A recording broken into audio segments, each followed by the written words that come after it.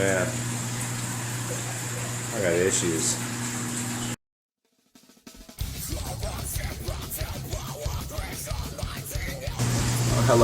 Hello there, citizens of the YouTube community, world citizens of the YouTube community. Jeff B here, coming with an update with the fish room. I've done some reorganization, moved some stuff around, and I want to show you. So this is the 125. This is bottom tank. I took the Sinspilla out of here, the Vieja, and they are now in their own tank just behind me, which I'll show you in a little bit. This tank is now devoid of big fish, which changes the balance in a really weird way for me. So I'm still kind of getting used to this. This tank is sort of like growing long hair. It's in a weird stage right now. You know, it's not quite developed, and neither are a lot of the future stars of the tank. But while it's chill just before bedtime, let's show you off here. I got a Jaguar Cichlid that I just picked up. Itty bitty.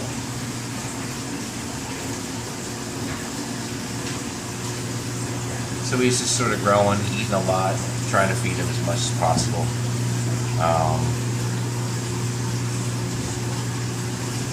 Mastistembolus ellipsifer, still doing his thing, kicking back. Real comfortable in this tank. I have Opu. This is our native it's a sleeper fish, sleeper goby. And not goby, sleeper fish. And although often referred to as goby, Hawaiian name Opu akupa. So we got this little guy, and he really digs on his little shrimp pieces. And so he's cool, and hopefully if this is a he, will become a big old boss in this tank. And if it's a she, well, either way, I'm pretty confident she'll be able to hold her own. So I'll let you just check this fish out for a second.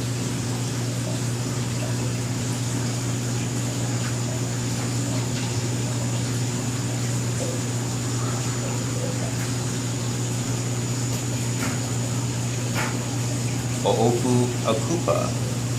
And this is a pretty cool fish. I'd like to attempt to breed this, and talking to a couple of people and reading their documentation on how they did it is not a simple thing to do. This, like a lot of different fish, gobies specifically, sleeper fish sometimes, will breed, and then the eggs go out to sea. And they got to be able to swim back up in the same, not the same stream, but a stream. They will travel shorelines. So it's just not a matter of them dropping eggs and then keeping the community at bay while they grow up. There's a whole different tank system will be needed for that. But that'll be a fun challenge. But either way, I'm really stoked to have this fish and get to know it, because it's a real big part of where I live. And I never saw it before, so kind of right under my own nose. Above, I'm going to go into the filament barbs. Filament barbs are really aggressive to each other.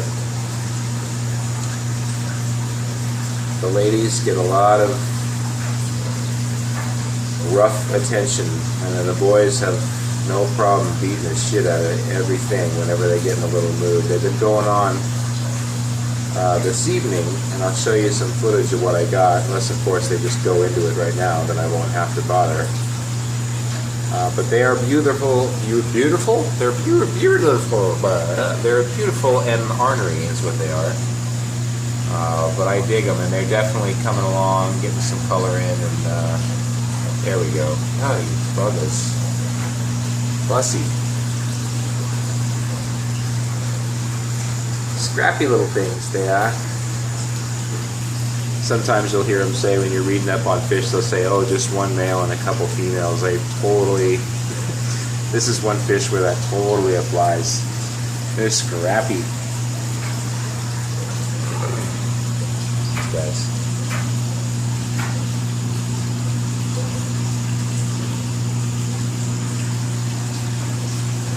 Just beating the holy smokes out of each other, gentlemen. Oh my.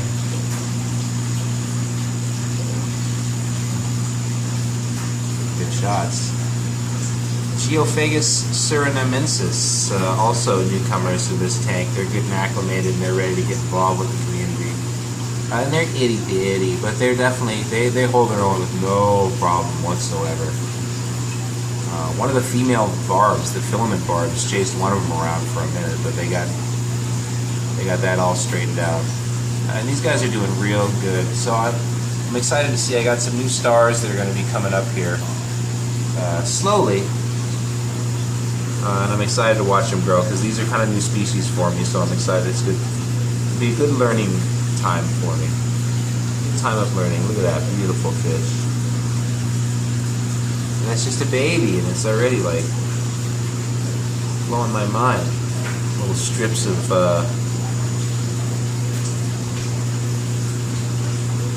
color. This is so pretty. Don't go. Show off for a second. You have to go. Suck it.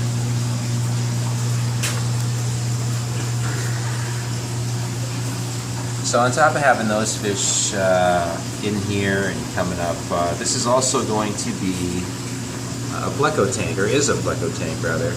That's not a Pleco though. They of course have all gone to bed. Pleco owners will understand. If you don't know Plecos, it's kind of they're just not out right now. That's the way that's going to be. But we got the filament barbs showing off, and that is a decent second.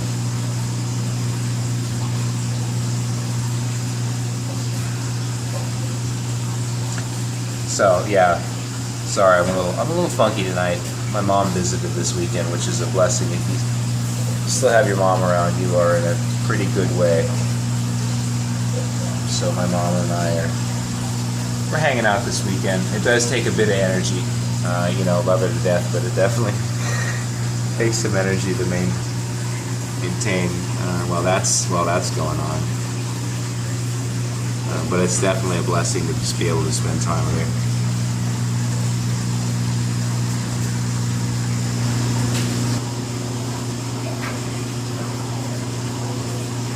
Of course, is my redfin Pleco. I say redfin blue eye, but he doesn't have too many blue eyes.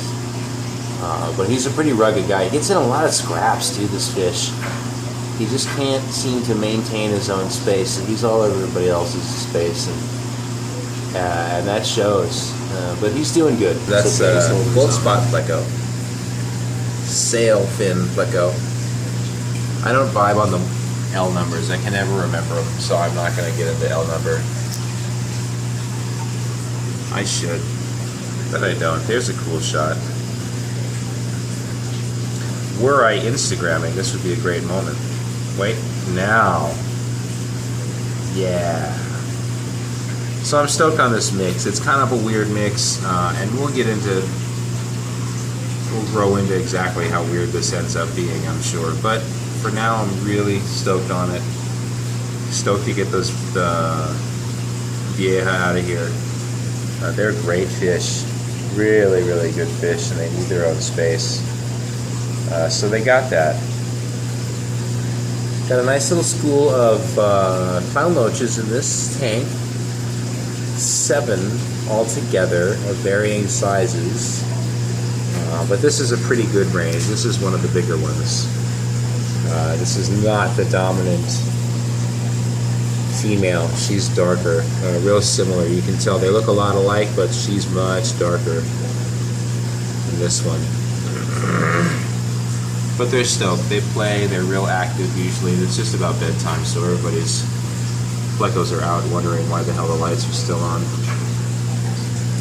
Because I'm reconnecting with the community here. That's why. We don't talk so much anymore. Daddy's busy. Let's move on to the next tank before I fall asleep in front of this one. Next tank is a favorite. Next tank is the 55. It is being replanted slowly, so you know, and I do this wrong. I really don't plan. I just start throwing stuff at it, and some of it survives, and if it survives, great. If it doesn't, I replace it until something survives, and that's how I do planted tanks. But I did make a promise to start feeding them more. So you'll see some good stuff out of this. Planet tanks are really not that hard. You just have to try, and I don't, like, I'm fish oriented, you know what I mean? I don't care what the plants are doing, but I'm gonna for this tank because I just want to have that aesthetic in my life. So let's get a little closer and check this tank out. These were sold to me as emerald rainbow fish. If you pay attention to my channel, then you know that that is in fact bullshit. I had that verified. Was talking to via Facebook Mr. Gary Lang, who, as far as I'm concerned, his opinion, sorry about that glare, is really the only one I need. And so he verified that these are probably not pure emerald rainbow fish. They're close. The gene is strong, but they just don't. The fins are not furly frayed out and kind of waved out enough, which is generally the case. So that's whatever, you know. I did want to keep them for a breeding project, so now that I know that they're not, I'm not really that excited about them. They're still beautiful. I mean, check it out. That's a pretty fish, right? But I don't care suddenly. I kind of want to get rid of them. So I got some people that might be interested on the island. We'll see. I mean, they're still beautiful fish. At this point, I'll make whoever a real good deal out of them. And they turn out to be emeralds. Well, poo-poo on me. But I don't think so. Even I don't think so. Too many differences in the body type. Even just amongst this school. But whatever, what do? We got crypts. Some of them supposed to be a little bit red, so I'm putting in a little bit more iron.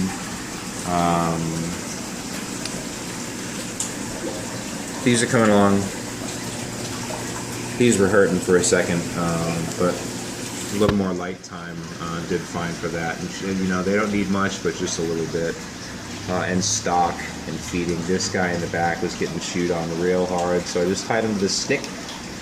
And hopefully we'll get a little bit of action out of that. There's not much else in here. Little panda cories that are holding real fine. I would today have thrown these guys in the 125 that we were just looking at, bottom tank, but quite frankly they're just a little too small. Just a little too small, so we'll see what else develops. Until then, they're doing real fine in here. I know their barbels are in grand jeopardy in this substrate, but they're actually not. They're doing okay. They know how to handle themselves. So that's going on. And so this is this tank. Let's go ahead and move on. Okay, so purple, as usual, total freakazoid. I made some changes. Let me back up here. Today, some of you guys might have seen that long shot, panoramic shot I took of this earlier, but this is now my stack. Bottom is the Viejas inspillum, or the Paranatropolis inspillum, or the red-headed cichlid, or whatever. But that's where those three are going to be for now on. And they're doing actually really, really well. I expect one will have to go, but they're not showing any reason for that now. But I'm ready for it. At any rate, let's talk about purple. Purple's a big goof and a full-blown show-off. He's getting big, you know, even to the point where today I thought, geez, this guy could maybe even use a bigger tank. And you know, yeah, I got that plan in the works, but I'm taking my time. I'm really taking my time with that. I'm debating if I want to even be here in this state anymore right now, so a big tank is definitely not on the front part of my list. But he's holding for sure right now. Purple was sold to me as a red chili flowerhorn. Of course, no shit, luck I'm having, this might be an elephant, I don't know. But he's holding really well, and I dig the heck out of this fish. He's a big old fish. He is probably coming up on 10 inches or so.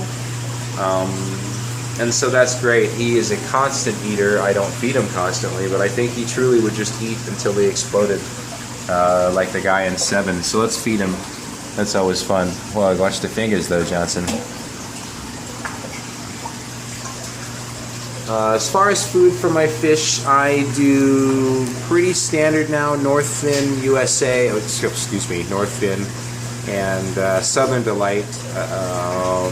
they have between the two, they have a whole range of different foods that meet every need you will ever need. And so that's what I stick to. I jump between the two depending on the fish and depending on what's going on. I buy them in bulk for the most part. They both have that available. Northfin, I'm still kind of picking through their menu, but they do have a couple that I expect I will start buying in real big bags. So that's happening. Purple's just a super cool fish. Is all that food gone? Big bruh. Anyway, so that's my purple. It's a big old war tank, this boy. Aren't you a big war tank, Perps? Yeah, she's a baby. Since Bill, I got some sand in this tank when I was transferring, and this guy jacked himself up. Threw himself right against the center bracing to get away from the net. And I was going nice and slow and moving real chill, and still just suicide mission, this guy. So I got to paint the back, putting him in this tank. I've lost a little bit of the, the color because it's just a white background, and the glare coming off the bottom kind of washes them out. But they're super fly, and I'm into them. This guy's got a little split in his tail that's coming out, healing up okay. Just shut my mouth for a second, let you guys check these guys out. These are all still pretty young, so I'm just letting them develop. Again, this is a future possible breeding project.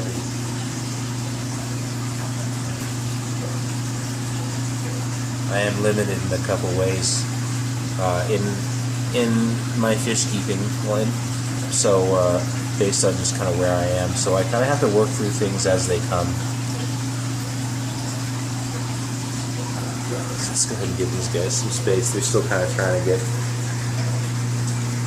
themselves together, but I dig the heck out of this fish. I really do hope it turns out that I can breed them.